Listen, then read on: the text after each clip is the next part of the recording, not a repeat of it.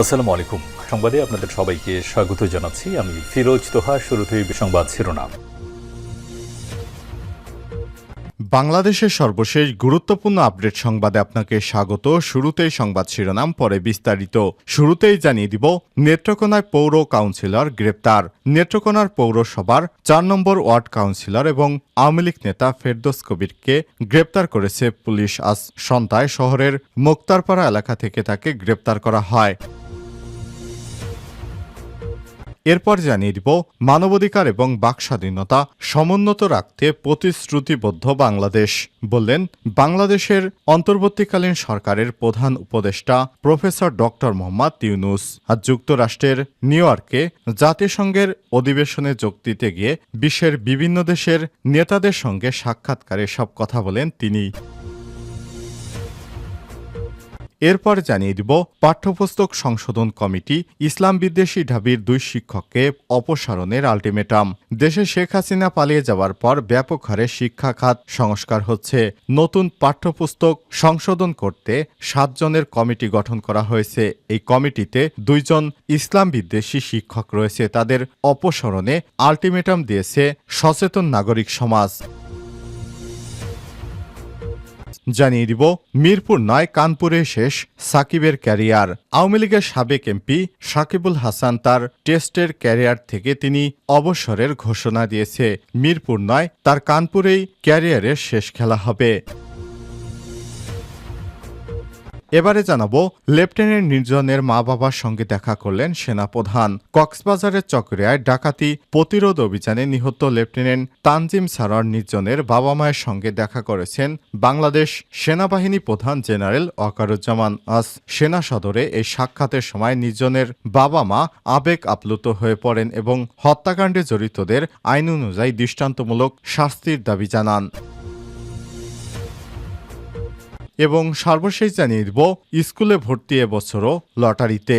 মাধ্যমিক স্কুলে এবছর লটারির মাধ্যমে শিক্ষার্থী নির্বাচন এবং ভর্তি প্রক্রিয়া থাকবে, কারণ শেখ হাসিনার সময় পরীক্ষাগুলো উঠিয়ে দিয়েছিল।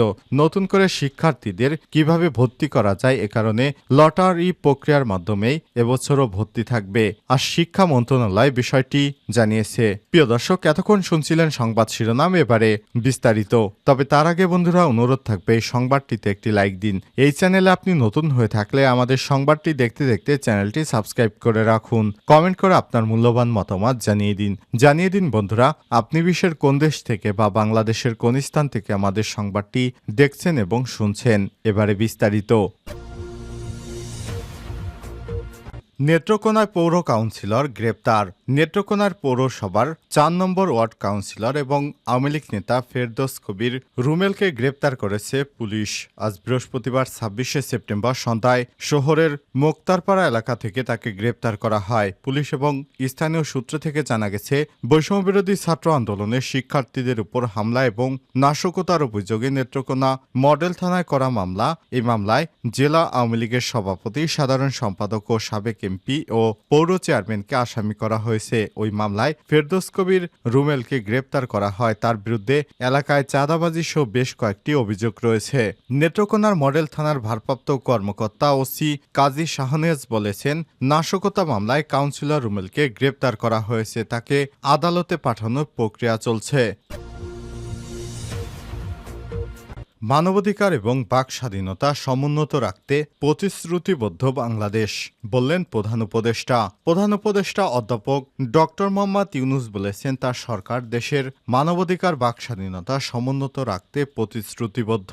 নিউ ইয়র্কের স্থানীয় সময় বুধবার একটি হোটেলে শীর্ষস্থানীয় মানবাধিকার সংগঠনগুলোর সঙ্গে বেশ কয়েকজন ঊর্ধ্বতন কর্মকর্তা তার সাথে দেখা করতে এলে তিনি এসব মন্তব্য করেছেন। বৈঠকে জুলাই এবং আগস্টের গণ অভ্যুত্থান এবং শেখ হাসিনা দীর্ঘ 15 বছরের স্বৈরাচার শাসনের সময় সংগঠিত নৃশংস মানবাধিকার লঙ্ঘন, বিচার বহির্ভূত হত্যাকাণ্ড, জবাবদিহিতা নিয়ে আলোচনা করা হয়েছে। মানবাধিকার কর্মকর্তা স্বৈরাচার শাসকের সময় সম্পাদিত প্রায় 3000 বিচার বহির্ভূত হত্যাকাণ্ডের অধিকতর তদন্তের প্রয়োজনীয়তার উপর জোর দেন। তারা নিরাপত্তা খাতের সংস্কার, সাইবার নিরাপত্তা আইন প্রত্যাহার, নির্বিঘ্নে ন্যায় বিচার প্রাপ্তি এবং শেখ হাসিনার স্বৈরা শাসন আমলে বলপূর্বক গুমের শিকার ব্যক্তিদের আটক কেন্দ্রের কার্যক্রমের জবাবদিহিতা নিশ্চিত করার আহ্বান জানিয়েছেন। রবার্ট এফ কেনেডি মানবাধিকারের সভাপতি কেরি কেনেডি, 9 জন মানবাধিকার কর্মকর্তা প্রতিনিধি দলের নেতৃত্ববৃন্দ, অ্যামনেস্টি ইন্টারন্যাশনালের মহাসচিব এই বৈঠকে যোগদান করেন। অ্যামনেস্টি ইন্টারন্যাশনালের মহাসচিব ক্যালামবার্ট বলেছেন, অন্তর্বর্তীকালীন সরকারের উচিত একটি শক্তিশালী বার্তা পাঠানো যে একটি নতুন বাংলাদেশ। প্রফেসর ইউনুস কিভাবে পূর্বের স্বৈরাচারী শাসন আমলে নাগরিকদের স্বাধীনতা এবং মানবাধিকার হরণ করা হয়েছিল এবং তার সরকার দেশে মানবাধিকার প্রতিষ্ঠায় পর্যন্ত কি করছে তা সংক্ষিপ্তভাবে বর্ণনা করা। এ সময় তিনি সংক্ষিপ্তভাবে সব কর্মসূচির বিষয়ে বিশ্ববাসীকে জানান। তিনি বলেন, বাংলাদেশের গুরুত্বপূর্ণ সংস্কার ও প্রাতিষ্ঠানিক পরিবর্তনের জন্য তার সরকার পুলিশ সংস্কার সংক্রান্ত একটি কমিশনের বেশ কয়েকটি কমিশন গঠন করেছে। অন্তর্বর্তীকালীন সরকার তার কর্মকাণ্ডে যে কোনো সমালোচনাকে স্বাগত জানাবে উল্লেখ করে প্রধান উপদেষ্টা অন্তর্বর্তীকালীন প্রশাসন বাক স্বাধীনতা বজায় রাখার অঙ্গীকার করেন। ডক্টর ইউনূস আরও বলেন, এই সরকার যে কোনো সমালোচনায় বিচলিত নয়। আসলে আমরা সমালোচনাকে আমন্ত্রণ জানাচ্ছি। সরকার দেশে কারো কণ্ঠরোধ করবে না। হংকং ভিত্তিক সাবেক মানবাধিকার কর্মী মোহাম্মদ আশরাফুল জামান, হিউম্যান রাইটস ওয়াচের সিনিয়র গবেষক জুলিয়া ব্রেকনারও বৈঠকে বক্তৃতা করেন।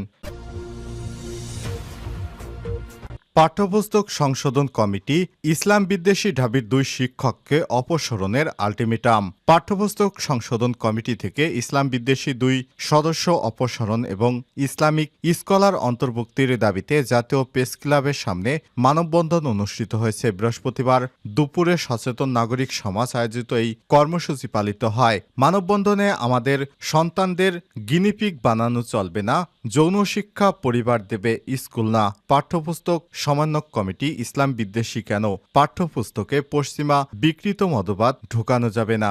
এনজিওর কবল থেকে বাঁচতে হলে প্রজন্মকে সমকামিতার আমদানি অধিকার নয়, বিকৃতি এবং পাঠ্যপুস্তকের সংস্কার আলেম ছাড়া আশঙ্কার ইসলাম বিদ্বেষী কুলাঙ্গার কমিটি থেকে বহিষ্কার ইত্যাদি প্লেকার্ড হাতে নিয়ে অংশ নিতে দেখা গেছে সচেতন নাগরিকদের। ডক্টর মেহেদী হাসানের সঞ্চালনায় বক্তারা বলেন, প্রায় শতাধিক আলেম হাফেজের শাহাদাত বরণ এবং সহস্রাধিক ছাত্র জনতার জীবনদান এবং প্রায় 30,000 আহত মানুষের রক্তের উপর দিয়ে এই সরকার গঠিত হয়েছে। অথচ এর ফসল হিসেবে অন্তর্বর্তীকালীন সরকারে এসে তারা পশ্চিমাদের চাপানো ইসলাম বিদ্বেষী এবং ঈমান হরণকারী বিষয় আমাদের আগামীর প্রজন্মের পাঠ্যপুস্তকে অনুপ্রবেশ ঘটানোর দুঃসাহস করছে, যা বিগত রাজনৈতিক সরকারগুলো করেনি। সম্প্রতি জাতীয় শিক্ষাক্রম ও পাঠ্যপুস্তক বোর্ড এনসিটিবি প্রণীত এবং মুদ্রিত সব পাঠ্যপুস্তক সংশোধন পরিমার্জন 10 সদস্যের সমন্বয়ক কমিটি গঠন করেছে, যা প্রতিটি অভিভাবক এবং সচেতন নাগরিকের প্রাণের দাবি ছিল। কিন্তু কাদের ইশারায়, কাদের খুশি করার জন্য তাদের মধ্যে ঢাবির পদার্থবিজ্ঞান বিভাগের অধ্যাপক কামরুল হাসান মামুন ও ঢাবির সমাজবিজ্ঞান বিভাগের সহযোগী অধ্যাপক সামিনা লুৎফা নিত্রাকে রাখা হয়েছে তা বিস্ময়ের জন্ম দিয়েছে।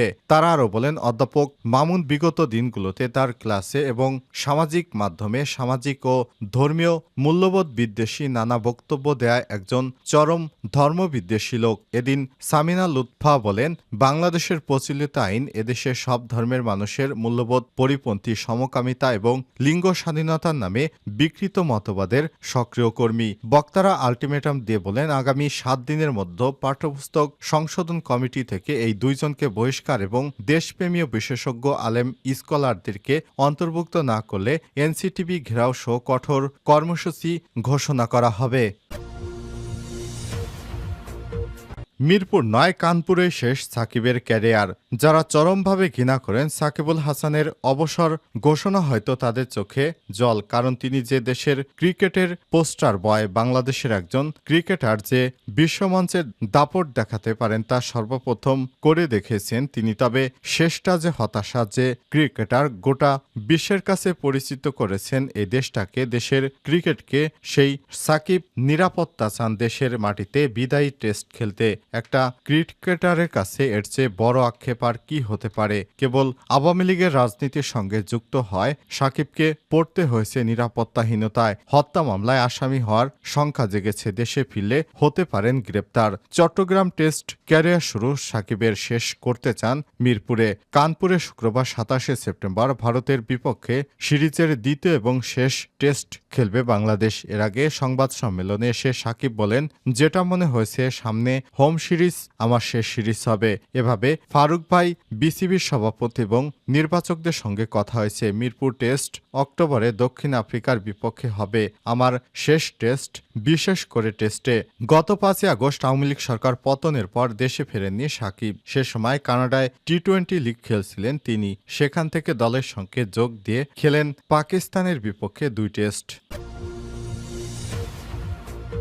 লেফটেন্যান্ট নির্জনের মা বাবার সঙ্গে দেখা করলেন সেনাপ্রধান। কক্সবাজারের চকরিয়ায় ডাকাতি প্রতিরোধ অভিযানে নিহত লেফটেন্যান্ট তানজিম সারোয়ার নির্জনের বাবা মায়ের সঙ্গে দেখা করেছেন সেনাবাহিনী প্রধান জেনারেল ওয়াকারুজ্জামান। আজ বৃহস্পতিবার সেনা সদরে এ সাক্ষাতের সময় নির্জনের বাবা মা আবেগ আপ্লুত হয়ে পড়েন এবং হত্যাকাণ্ডে জড়িতদের আইন অনুযায়ী দৃষ্টান্তমূলক শাস্তির দাবি জানান। সেনাপ্রধান এ সময় তাদের প্রতি সমবেদনা জানান। এছাড়াও হত্যায় জড়িতদের সবাইকে আইন অনুযায়ী বিচার নিশ্চিত সব ধরনের সহযোগিতা দেওয়ার অঙ্গীকার ব্যক্ত করেছেন। আন্তঃবাহিনী জনসংযোগ পরিদপ্তর আইএসপিআর সংবাদ বিজ্ঞপ্তিতে সব তথ্য জানিয়েছে। উল্লেখ্য, গত মঙ্গলবার রাতের চকরিয়ায় ডাকাতি প্রতিরোধ অভিযানে ছুরিকাঘাতে নিহত হন লেফটেন্যান্ট নির্জন। এই ঘটনায় এখন পর্যন্ত ৭ জনকে গ্রেপ্তার করে চকরিয়া থানায় হস্তান্তর করা হয়েছে।